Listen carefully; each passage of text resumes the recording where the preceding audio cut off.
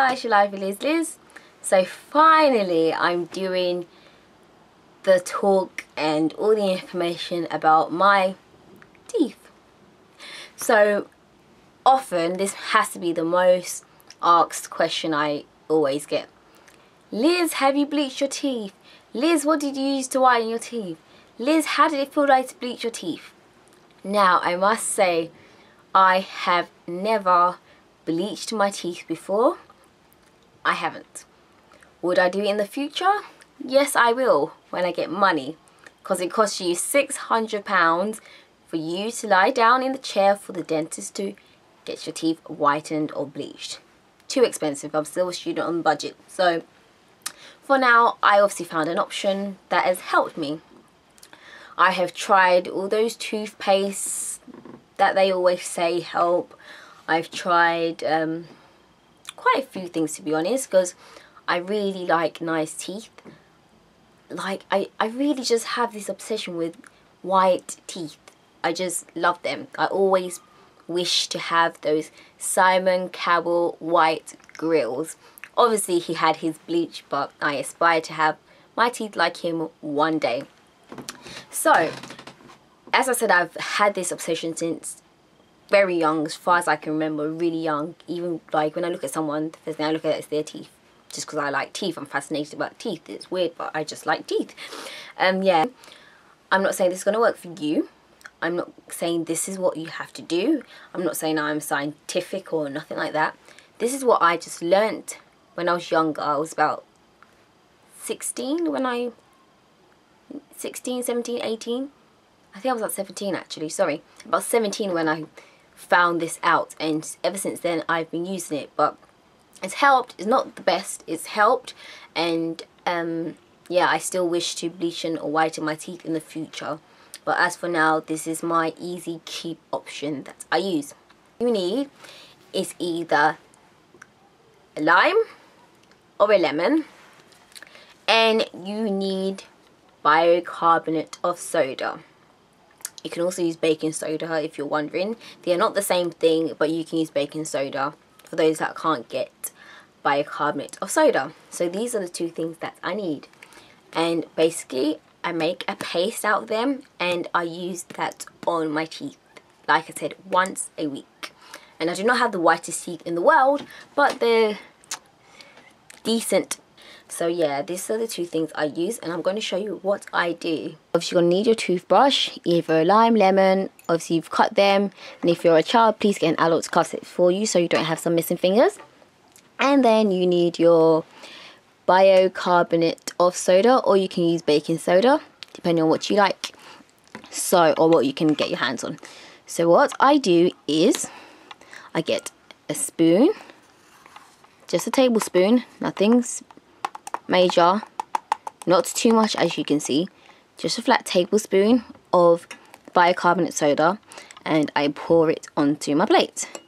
So then I crush it down, because sometimes it can be a bit lumpy. Let me zoom in for you. So mash it all down so it looks like that. So choose whatever you like to use, either a lemon or a lime, whichever you can get your hands on. Today I'm going to use lime. So you get your lime and you squeeze it onto your bicarbonate soda, and you're going to hear it bubbling because of this is obviously a citric acid based fruit, so it's reacting. That's what you normally hear, is the acid in the lime obviously working together. So you leave it to obviously bubble down, and this is when you need your toothbrush. As you can see, I've got my nice cute toothbrush. So you leave the bubbles to go down, and then it should form some kind of paste. And I believe it's probably a bit of the acid and a bit of the bicarbonate that helps to obviously get your teeth whitened. So obviously I've poured too much, as you can see, so it's a bit watery instead of it being pasty. So when this ever happens, or if this does happen to you, and a little bit more of your bicarbonate soda or baking powder, whichever you use, until it forms a paste. Don't let it be watery like I just made that mistake while showing you. So let it be pasty till it looks something like this. And that whistle noise is my makeup set. It seems to make noise. So then you end up with a paste. This is still a bit too watery, but you then end up with a paste like this. And this is what I use to basically brush all my teeth. And I don't use it on my tongue, I just use it on my teeth. And then rinse it out, rinse my mouth out with water afterwards. So I'm going to demonstrate and show you how I do it. And this may be quite messy, but I'll show you.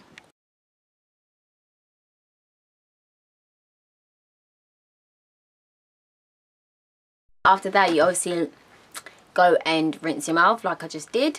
For those that may ask, how does it taste? I warn you, it doesn't really taste nice. I don't use the same toothbrush. I use two toothbrushes, one to brush my teeth and one for that mix.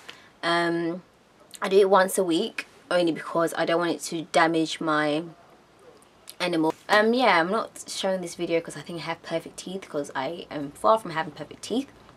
I want whiter teeth, and I want that salmon cow grill.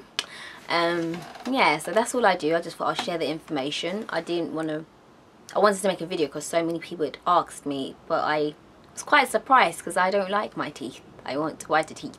But yeah, I'm just going to appreciate what I have.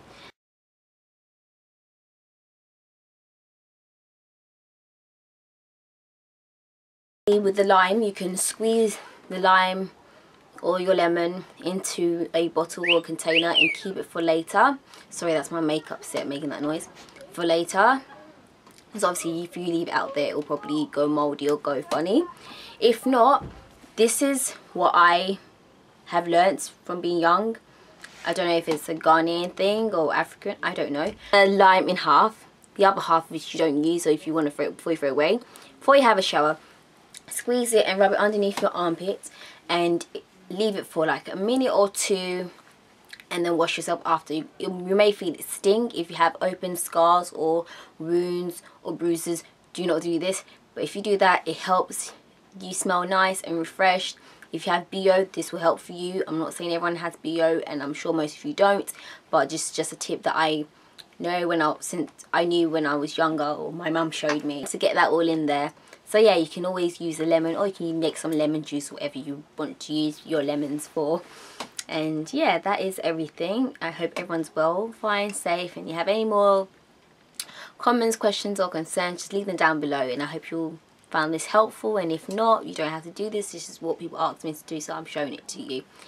Enjoy the rest of your day and goodbye.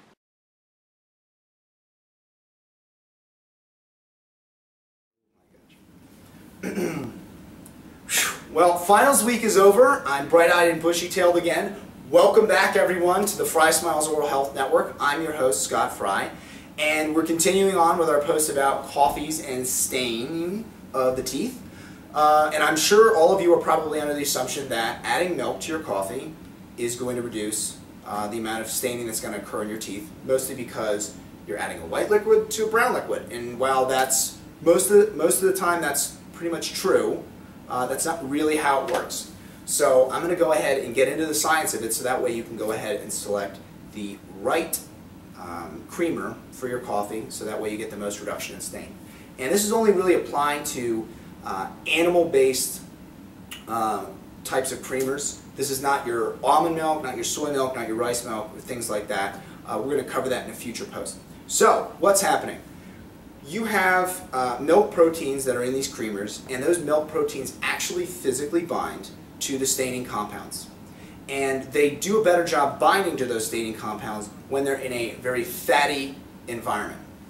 So, that means that something like your half and half, which is high in fat and has lots of milk proteins in it because it's milk, will reduce staining much better than something like your non-dairy, fat-free creamer, which has a very, very small concentration of animal milk proteins in it to bind the staining compounds. And obviously, if you add more of these milks to your coffee, so the milk to coffee ratio is greater, you're also going to reduce staining more than you would, say, black coffee with just a little bit of creamer added. I hope that makes sense for everybody. I hope you enjoyed the post this week. Stay tuned next week for more of our staining and coffee posts. Take care, everyone.